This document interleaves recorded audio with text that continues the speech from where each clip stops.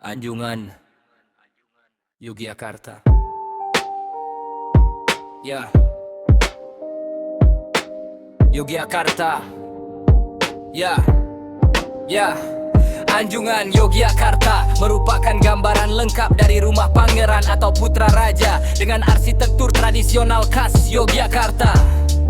Ya, diawali dengan memasuki Regol. Regol adalah bangunan yang berfungsi sebagai pintu masuk utama atau gerbang pembatas antara area luar dan area dalam halaman rumah pangeran.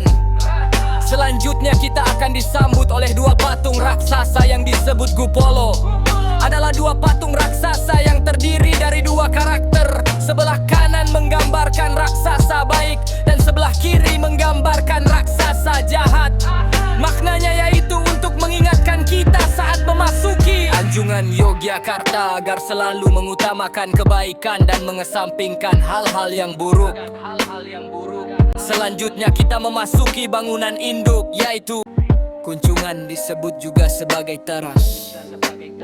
Ya, yang kanunannya yang terbuka tanpa dinding melambangkan sifat orang Jawa yang ramah, terbuka dan tidak membeda-bedakan tamu yang datang.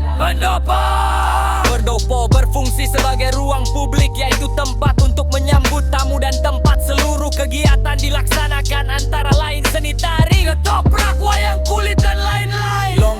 Longkangan adalah ruang terbuka tanpa atap, berfungsi sebagai pemisah area, yaitu untuk mempertegas batas antara area tamu di pendopo dan area keluarga di dalam ageng, agar privasi keluarga di dalam rumah tetap terjaga.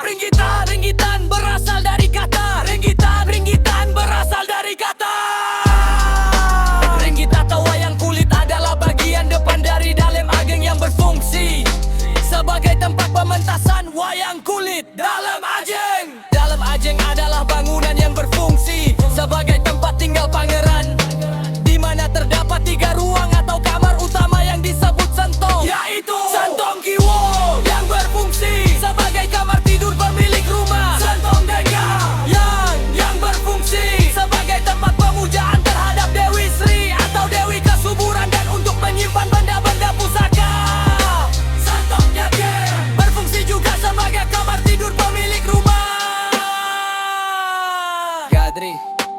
Gadri adalah ruangan yang dipakai sebagai ruang makan atau tempat bersantai pemilik rumah.